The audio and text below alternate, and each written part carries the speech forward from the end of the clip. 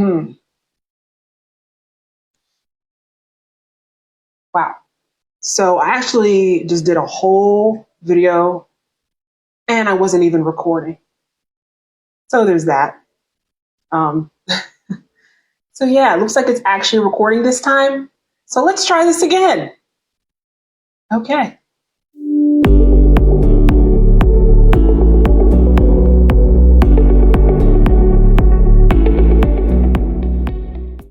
You're 47.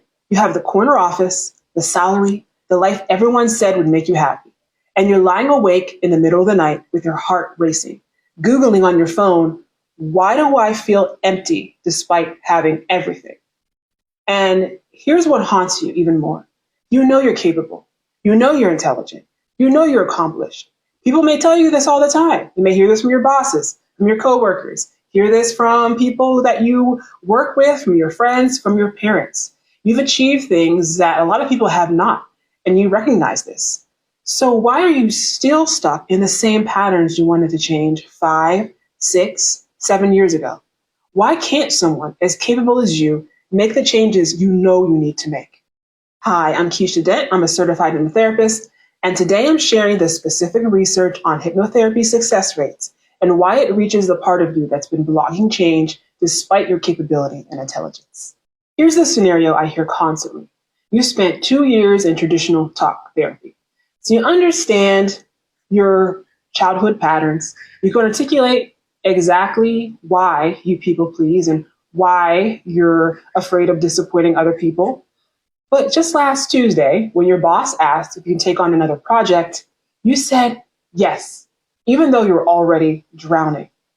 Yesterday, when your sister asked you to host Thanksgiving again, you agreed even though you know it's not fair because you did it last time, and you even though you desperately wanted to say no, yes just fell out of your mouth.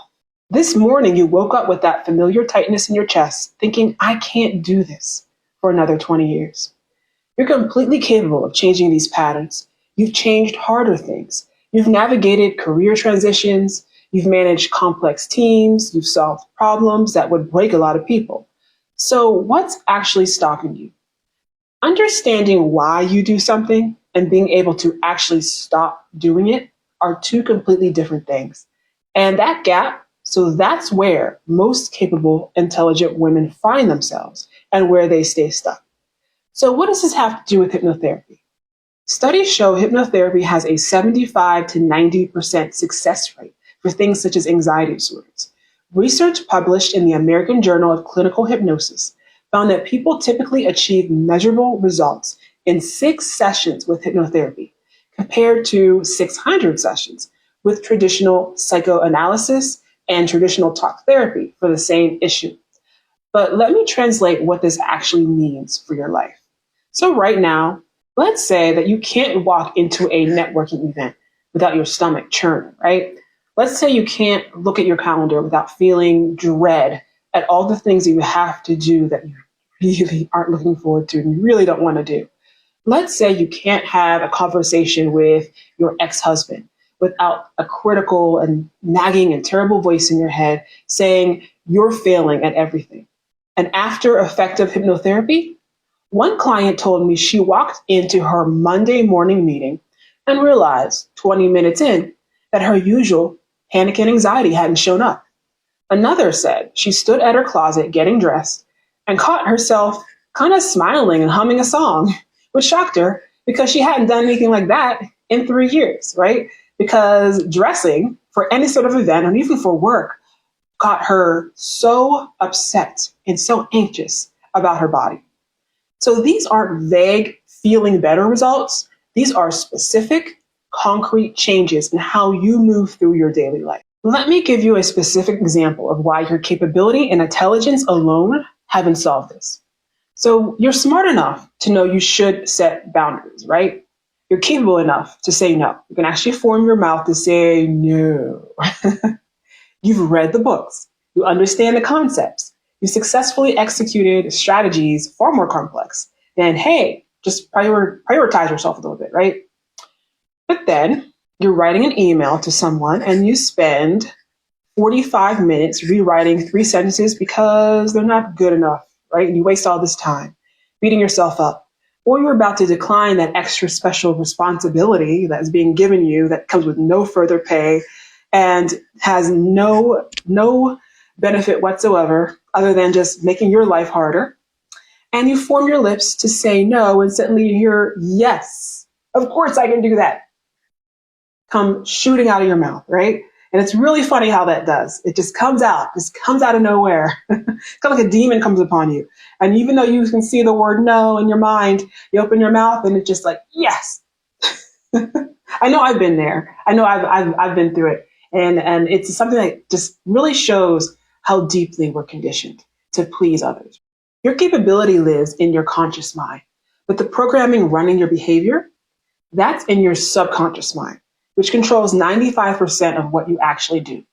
That's why you can be brilliant at solving complex problems at work, but can't stop panic and anxiety. This is why you can manage multi-million-dollar budgets, but can't manage to prioritize yourself. Why you've known, for example, for 7 years that you need to make changes, but somehow you just haven't been able to make them. It's not a willpower problem. It's not a capability problem. It's an access problem. Hypnotherapy accesses that subconscious directly. We don't just talk about the pattern. We go into the part of your mind where it's stored and rewire it at the source. And I kind of like to think of it like this. Things like traditional talk therapy are kind of like coaching you how to run a race, right? So it just tells you what to prepare for. It tells you what you can expect as it comes up, as things come up, which is all wonderful and all helpful and all recommended things to do. Hypnotherapy, on the other hand, actually puts your body through the paces. It actually begins to fire the muscles in the way that's needed in order to run the race.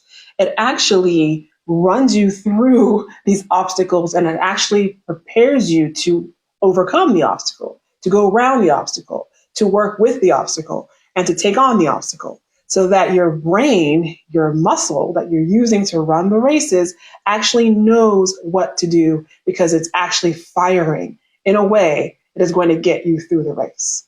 So I hope that's kind of like a just analogy that works. The American Psychological Association officially recognizes hypnosis as a valid therapeutic intervention. It's not woo-woo. It's not magic. It's neuroscience. And here's what I see with women our age specifically. You're not just dealing with generalized anxiety. You're dealing with existential panic. You're often lying awake in the middle of the night with your heart going and calculating, okay, well, if I live to X amount of years, I have X years left, and how am I going to get through them? Am I going to spend all of them feeling like this? And I don't know how I'm going to do that.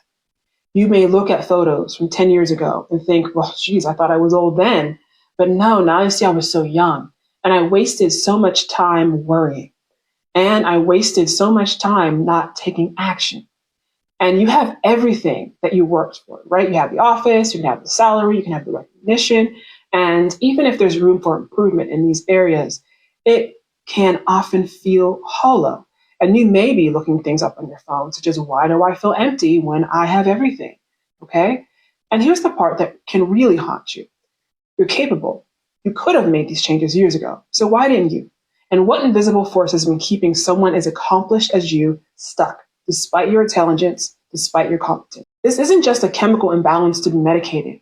This is your soul's alarm system saying you're living someone else's life and time is running out.